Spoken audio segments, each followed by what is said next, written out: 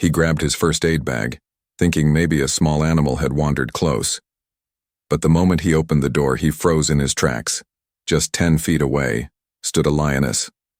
Not just any lioness. Her golden fur was dusty.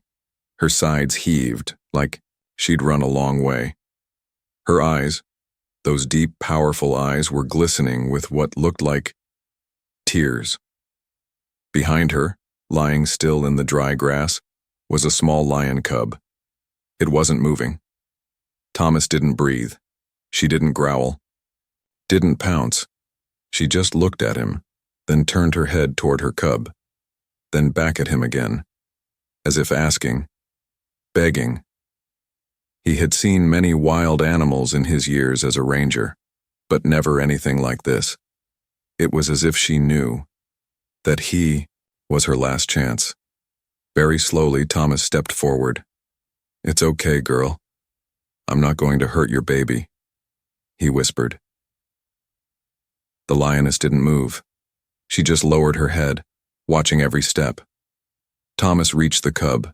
It was limp, hot to the touch, feverish. Its little body was struggling for breath. Heat stroke. Maybe infection too. This cub wouldn't last an hour without help. He reached into his bag, pulled out a small vial of water, and gently poured a few drops into the cub's mouth. The lioness took a step forward, growled low, but Thomas held up his hand. "I'm helping," he said softly. The growl stopped. Thomas wrapped the cub in his ranger jacket and looked up at the lioness. "I have to take him inside. Please trust me." She stood there for a long moment. Then, she backed away. Just 2 steps. Thomas ran inside, heart pounding. He laid the cub gently on a towel, started cooling its body with wet cloth, crushed up the little medication tablets he had for dehydration, and mixed a few drops with water. The cub was barely breathing, but it was still fighting. Outside, the lioness paced back and forth. She didn't roar, didn't try to break in. She just stayed near the door, ears twitching, tail swishing with anxiety. Thomas worked fast. Every 10 minutes he gave the cub a few drops of fluid. He cleaned its paws, checked for wounds, found an insect bite near the belly, swollen and red, probably the cause of the infection. He crushed an antibiotic pill, rubbed the powder gently onto the area and hoped it wasn't too late. The cub whimpered once. Its paw twitched. "Yes. That's it. Stay with me," Thomas whispered. Hours passed. Thomas never left its side. Neither did the lioness. At one point she let out a soft call, half moan, half purr, from just outside the window. The sound was so full of sorrow it made Thomas's throat tighten. She was a mother, and she was watching a stranger hold her baby. Even in the wild, a mother's love is unstoppable. By evening, the cub's breathing was steadier, weak, but no longer gasping. Thomas let out a long sigh and looked outside. The lioness was still there. He stood up, gently cradling the cub in the jacket, and walked to the door. As soon as he stepped out, she rose to her full height. Her muscles tensed. Thomas knelt, placed the cub down carefully on a soft patch of grass, and backed away, slowly. The lioness padded over, sniffed her cub, and let out a deep low sound like a purr but heavier. She nuzzled the cub gently, licking its face. Then she looked up at Thomas and did something completely unexpected. She stepped forward and rubbed her head gently against his leg. Thomas didn't move. His eyes welled up. Then, just as quietly as she had come, she picked up her cub in her mouth and walked away into the tall grass. She didn't look back. But Thomas stood there long after they were gone. That night he couldn't sleep. His mind replayed every moment, how the lioness had trusted him, how close that cub had come to dying, how something so wild had shown, something so human. But the story wasn't over.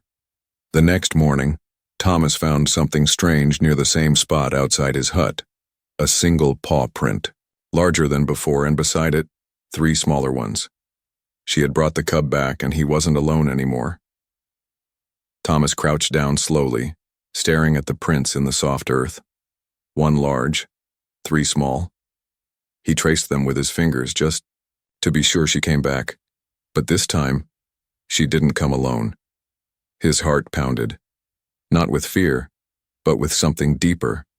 Curiosity, awe, a strange sense of trust. He looked up toward the distant trees and saw movement. Just at the edge of the clearing, the golden shape of the lioness appeared between the tall grass. Her eyes met his, and then out stepped the cub, alive, walking, wobbly, but standing on its own paws. Behind it came 2 other cubs bouncing beside their sibling like proud little shadows. Thomas felt his chest tighten. She hadn't just come back to show him. She had brought the rest of her family, like a thank you. A soft, warm wind blew through the clearing. The lioness didn't roar, didn't growl. She simply sat, watching. Thomas didn't move. He didn't dare. But he could feel something powerful pass between them. A kind of silent agreement. Respect. Connection. That moment was interrupted by the crackle of a radio from inside his hut. "Ranger Thomas, come in. We spotted movement near Sector 9. Possibly poachers. Do you copy?" His breath caught. "Poachers. Here?" He grabbed his radio. "Copy. I have lion activity near my hut. Don't fire. I repeat, do not engage if you see a lioness with cubs." Understood. Proceeding with caution. He turned his eyes back to the tree line. The lioness stood up. She sensed the danger too. And then, something strange happened again. The cubs ran ahead, but instead of heading into the deeper wild, they came toward Thomas. His heart raced. The mother stepped forward, watching carefully, but didn't stop them. One of the cubs nuzzled his boot. The very same cub he'd saved. It was like a quiet blessing. Like the wild had opened its door, just a crack. But the moment was short-lived. In the distance, a sharp, echoing gunshot. Thomas stood up fast. "No! No, no!" The lioness snarled low. She turned quickly and pushed the cubs behind her. Another shot rang out, closer now. Thomas ran inside, grabbed his flare gun, and fired one straight into the sky. A bright red streak tore through the air. A warning signal. "Back off now, cubs in the area," he shouted into the radio. Static. Then a voice. "We see them. We're falling back. Copy that." He looked out the window. The lioness stood protectively over her cubs, but her body was tense, ready to fight if needed. Thomas walked outside slowly, hands open. "It's okay. They're gone. You're safe now." The lioness looked at him for a long time. Then she gave a soft call, like a sigh, and the cubs followed her back into the grass. But the smallest one, the one Thomas had saved, turned back one last time, just a second. Then it vanished behind the golden blades of grass. Later that night, Thomas sat on the steps of his hut, staring into the fire. The stars blinked above like tiny watchers of the world. He couldn't stop thinking about it. A lioness had walked through danger to bring her dying cub to him, and trusted him enough to return, with all her children.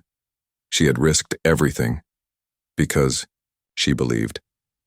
And that cub, barely alive just a day ago, was now running free again. The next morning, Thomas woke up early. He had to check on the area, make sure no traps were left behind. He moved carefully through the trees, heart still heavy, with the thought of what could have happened. Then, under an old fig tree, he found something he never expected. Not a trap. Not poacher tracks, but a piece of antelope meat, freshly killed, left neatly on the ground. He stared at it. No claw marks, no teeth tears. It wasn't a kill meant for a lion. It was a gift, left for him. His hands trembled as he crouched down. The lioness had brought him a thank you. This was her way of saying, "You helped my cub. I will not forget." Tears filled his eyes. The wild had spoken in a way no words ever could. Over the next few weeks, Thomas saw the lioness from time to time, always at a distance, always silent. But the bond stayed. No fences, no cages, just respect, and every now and then, he'd find a paw print outside his hut, or hear soft growls in the night. Not threats, but reminders. We remember. One day, months later, Thomas heard the news. Poachers had returned to another section of the reserve. This time he led the team. As they tracked the men through the thick brush, they found signs of a struggle. Blood, but not from any ranger, and not from the lions. They found torn packs, broken rifles, and lion tracks circling the area. One poacher, found hiding later, confessed through shaking lips. They came out of nowhere, surrounded us. That lion, those cubs, they're not normal. They protect him, the man, the one in the hut.